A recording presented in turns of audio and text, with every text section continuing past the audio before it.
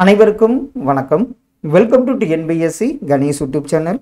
Friends, நம்ம group 4 2025 ஆண்டிற்காக video பதிவுகள் பாட்டு வரோம். அதுவும் தினம் ஒரு தகவல் என்னங்கிறத பாட்டு வரோம். இந்த வீடியோ பதிவில் பார்த்தீங்கன்னா pH அளவுகோல் அப்படின்னா என்ன, அதை கண்டுபிடிச்சது யாரு, அதனுடைய மதிப்புகள் காரத்துக்கு என்ன, அமிலத்துக்கு என்ன அப்படிங்கிறத பார்த்துட்டு அளபடை, அதில் 3 வகையான அளபடை என்னங்கிறத பார்த்துடலாம். இது ரிலேட்டடான உங்களுக்கு கேள்விகளை பார்த்திங்கன்னா குவிஸ் டைப்பில் நம்ம டெலகிராம் சேனலில் கொடுத்துட்டு வரோம். கண்டிப்பாக அதையும் ஃபாலோ பண்ணிட்டு வாங்க.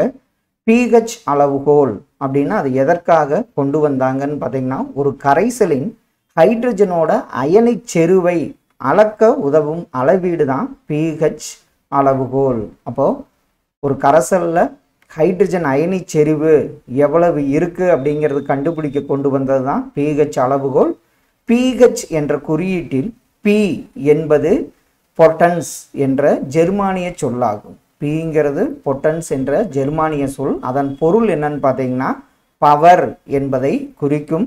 pHஐ முன்மொழிந்தவர் யார்? pHங்கிறத முதல்ல முன்மொழிந்தவர் யாருன்னு பார்த்தீங்கன்னா, டென்மார்க்கை சேர்ந்த உயிரிய வேதியியல் விஞ்ஞானி SPL சாரன்சன் அப்படிங்கிறவர் தான் pHஐ முன்மொழிந்தவர் ஆவார். அவர் முன்மொழிந்த ஆண்டு 1909ஆம் ஆண்டு. pH அளவீடு எந்த எண்களை கொண்ட அளவீடு? pHனா அது எந்த எண்ணிலிருந்து எது வரைக்கும் இருக்குன்னு பார்த்தீங்கன்னா 0 முதல் 14 வரை இருக்கும். அமிலங்களின் pH மதிப்பு எப்படி இருக்குன்னு பார்த்தீங்கன்னா 7ஐ விட குறைவாக இருக்கும். அதே காரங்களின் pH மதிப்பு பார்த்தீங்கன்னா 7ஐ விட அதிகமாக இருக்கும். அப்போ அமிலங்களில் 7ஐ விட குறைவாக இருக்கணும், காரங்களில் pH மதிப்பு 7ஐ விட அதிகமாக இருக்க வேண்டும். நடுநிலை கரைசல், அப்போது அதனுடைய pH மதிப்பு என்னன்னு பார்த்தீங்கன்னா, நடுநிலை கரைசல்னா அது 7க்கு சமமாக இருக்கும். அப்போ pH மதிப்பு 7 குறைஞ்சதுன்னா அதை அமிலம்னு சொல்லுவோம், 7க்கு அதிகமாக இருந்தால் காரம்னு சொல்லுவோம், 7க்கு சமமாக இருந்தால் அந்த கரைசல் பார்த்திங்கன்னா நடுநிலை கரைசல்னு நம்ம அழைப்போம். pH என்பதை ஹைட்ரஜன் அயனிச் செறிவின் 10ஐ அடிப்படையாக கொண்ட மடக்கையின் எதிர் மதிப்பாகும். அதற்கு ஒரு மதிப்பு இருக்கு. அந்த 10ஐ அடிப்படையாக கொண்ட மடக்கையின் pH - log power 10 H+, அதாவது H+ அயனிங்கிறது தான் அதனுடைய மடக்கை மதிப்பு. சில பொருள்களின் pH மதிப்பு என்ன? இதில் அமிலங்கள் என்னன்னு கொடுத்துருக்காங்க. HCl இதெல்லாம் புக்கில் இருக்கிறது தான், 10th புக்கில். HCl ஹைட்ரோகுளோரிக் ஆசிட்டுக்கு பார்த்தீங்கன்னா pH மதிப்பு 0. வயிற்றில் இரைப்பை, வயிற்றில் உள்ள அமிலத்தில் pH மதிப்பு 1. எலுமிச்சை சாறில் pH மதிப்பு 2. வினிகர் அதாவது அசிட்டிக் அமிலத்துக்கு pH மதிப்பு 3. ஆரஞ்சு பழத்தில் பார்த்தீங்கன்னா 3.5. சோடா நீர் திராட்சையில் pH மதிப்பு 4. புளித்த பாலில் pH மதிப்பு 4.5. தூய பாலில் pH மதிப்பு 5. மனிதனின் உமிழ் நீரில் 6 முதல் 8 வரை pH மதிப்பு இருக்கலாம். தூய நீரில் pH மதிப்பு 7. தக்காளி சாறில் pH மதிப்பு 4.2. காஃபியில் பார்த்தீங்கன்னா 5.6 pH மதிப்பாக உள்ளது. இதெல்லாம் அமிலம். பொதுவான காரங்கள், இரத்த பிளாஸ்மாவில் pH மதிப்பு 7.4. முட்டையோட வெள்ளைக்கருல pH மதிப்பு 8. அதே மாதிரி கடல் நீரில் pH மதிப்பு 8. சமையல் சோடாவில் pH மதிப்பு 9. அமில நீக்கியில் pH மதிப்பு 10. அமோனியா நீரில் pH மதிப்பு 11. சுண்ணாம்பு நீரில் pH மதிப்பு 12. வடிகால் சுத்தமாக்கும் பொருள் இதில் pH மதிப்பு 13. எரிசோடா சோடியம் ஹைட்ராக்சைடில் pH மதிப்பு 14. மெக்னீசியா பால்மம் அதில் pH மதிப்பு 10. இது பொதுவான காரங்கள் மற்றும் பொதுவான அமிலங்களுக்கு pH மதிப்பு என்னென்னங்கிறத பார்த்தோம். பொது நிறங்காட்டி அப்படின்னா அதனுடைய பயன் என்ன? ஒரு கரைசலின் pH மதிப்பினை கண்டறியத்தான் என்ன பயன்படுகிறது? பொது நிறங்காட்டி. பொது நிறங்காட்டி எப்படி இருக்கும்? இந்நிறங்காட்டி பார்த்தீங்கன்னா சாயங்களின் கலவையாக இருக்கலாம், கரைசலாகவோ அல்லது தாள் வடிவிலோ பயன்படுத்தப்படுகிறது. இதை வச்சு நம்ம என்னன்னு கண்டுபிடிக்க முடியும்னா, ஒரு கரைசலோட pH மதிப்பு எப்படி இருக்குங்கிறத கண்டுபிடிக்க பயன்படுவது தான் பொது நிறங்காட்டி. நமது உடலானது 7 முதல் 7.8 வரை உள்ள pH எல்லை சார்ந்து வேலை செய்கிறது. 7 to 7.8 வரைக்கும் நமது உடலானது pH எல்லை சார்ந்து வேலை செய்கிறது.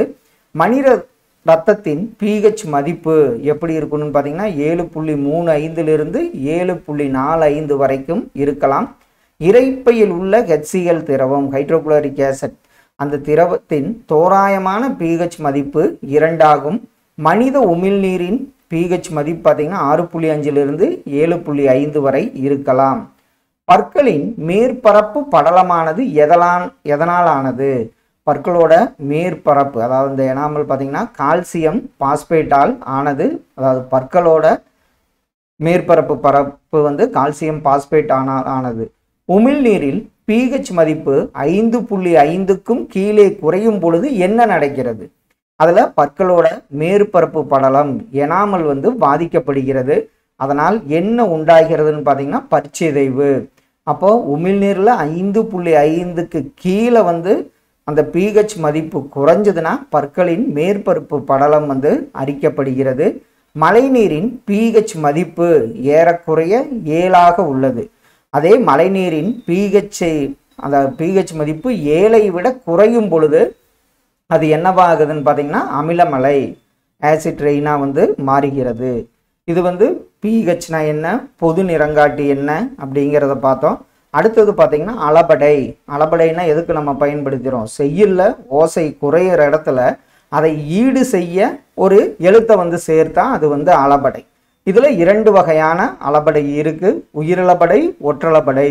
உயிரிழபடை வந்து 3 வகை, செய்யுளிசை சொல்லிசை இன்னிசை அப்படின்னு 3 வகைப்படும். செய்யுளிசை அளபடை அதனுடைய மற்றொரு பெயர் தான் இசை நிறை அளபடையாகும். இந்த செய்யுளிசை அளபடை பார்த்தீங்கன்னா ஈரசை சீர்களில் மட்டும் வரும். இதில் கெடா ஆ, மகா ஆ, நகா ஆ, இது ஒரு சீரு இது ஒரு சீரு. இது மாதிரி ஈரசை சீர்களில் மட்டும் வருவது செய்யுளிசை அளபடை. இதனுடைய மற்றொரு பெயர் இசை நிறை அளபடை. இதில் ஷார்ட்கட்டாக நம்ம என்ன பார்த்துருப்போம்? ஆ கொண்டு முடிஞ்சதுன்னா அது செய்யுளிசை அல்லது இசை நிறை அளபடை என அழைக்கப்படுகிறது. இதிலேயே வந்து பார்த்தீங்கன்னா இன்னிசை அளபடை, இது 2வது வகை. இது வந்து 3 வகை சீர்களில் மட்டும் வரும். இதில் உண்பதும் நண்பதும் கெடுப்பதும் அப்படின்னு ஊ கொண்டு முடிஞ்சா அதை நம்ம என்னன்னு சொல்லுவோம் ஷார்ட்கட்டா இன்னிசை அளபடை. இது 3 வகை சீர்களில் மோஸ்ட்லி வந்து வந்துடுறது இன்னிசை அளபடை. அடுத்தது சொல்லிசை அளபடை. இது வந்து பார்த்தீங்கன்னா ஈ கொண்டு முடிஞ்சதுன்னா அதை வந்து நம்ம என்னன்னு சொல்லுவோம் சொல்லிசை அளபடை. தளியி, குடிதளியி, அடி தளியி இதெல்லாம் வந்து பார்த்தீங்கன்னா சொல்லிசை அளபடை. அப்போது உங்களுக்கு உயிரிழபடையில் 3 வகை. செய்யுளிசைனா ஆ கொண்டு முடியும், இன்னிசைனா ஊ கொண்டு முடியும், சொல்லிசைனா ஈ கொண்டு முடியும். ஈரசை சீர்களில் செய்யுளிசை வரும், 3 வகை சீர்களில் இன்னிசை அளபடை வரும். சொல்லிசை அளபடை வந்து ஈ கொண்டு முடியும்னு பார்த்தோம். அடுத்த 2வது வகை ஒற்றளபடை. ஒற்றளபடையில் எத்தனை எழுத்துக்கள் வந்து அளபெடுக்கும்னு பார்த்தீங்கன்னா இது ஒரு கேட்கப்பட்ட ஒரு கேள்வி. 11 எழுத்துக்கள் ஒற்றளபடையாக அளபெடுக்கும். அது என்னென்ன எழுத்து? இக்கு, இங்கு, இன்னு, இன்னு, இம்மு, இன்னு, இய்யு, இல்லு, இவ்வு, இல்லு, அக்கு இதெல்லாம் வந்து இந்த 11 எழுத்துக்கள் மட்டும்தான் வந்து பார்த்தீங்கன்னா ஒற்றளபடையில் அளபெடுக்கும் எழுத்துக்களாகும். அதற்கு உதாரணம் பார்த்தீங்கன்னா மடங், விடங், அரங் இதெல்லாம் வந்து பார்த்தீங்கன்னா ஒரு எழுத்து வந்து பார்த்தீங்கன்னா மறுபடியும் வந்து அளபெடுக்கும். இதில் ஒற்றளபடையில் ஒரு 11 எழுத்துக்கள் அளபெடுக்குங்கிறத ஞாபகம் வச்சுங்க. ஃப்ரெண்ட்ஸ், இந்த வீடியோ பதிவில் pH மதிப்புனா என்ன, அதே மாதிரி பார்த்தீங்கன்னா பொது நிறங்காட்டி அது எதற்காக பயன்படுகிறதுன்னு பார்த்தோம். அதே மாதிரி இலக்கணத்தில் அளபடை அதில் 2 வகை என்ன, அதில் ஒவ்வொரு சொல்லிசை இன்னிசை செய்யுளிசை என்னங்கிறத பார்த்தோம். கண்டிப்பாக இந்த வீடியோ பதிவு உங்களுக்கு யூஸ்ஃபுல்லாக இருக்குன்னு நம்புகிறோம். Thank you all.